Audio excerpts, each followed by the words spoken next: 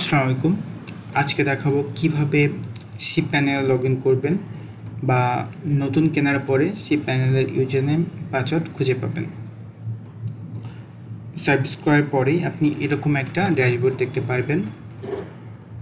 আমরা cPanel-এর username password সাধারণত ইমেইলের ইনবক্সে বা স্প্যাম বক্সে পাঠাই, সেটা আপনি পাবেন আশা করি।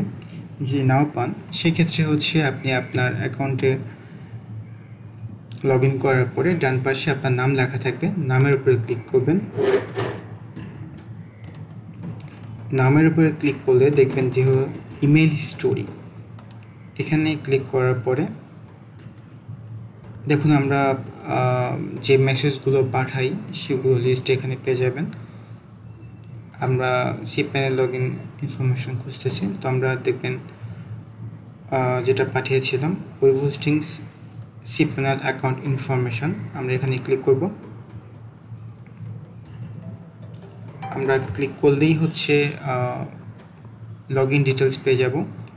এখানে ইউজার নেম এবং পাসওয়ার্ড এবং cPanel লগ ইন ইউআরএল, আমরা এটা ব্যবহার করে লগ ইন করতে পারবো অথবা উইদাউট ইউজার নেম পাসওয়ার্ড ছাড়া লগ ইন করতে পারবো। তো আমরা মাই সার্ভিস ক্লিক করব। ক্লিক করার পরে অ্যাক্টিভে ক্লিক করব।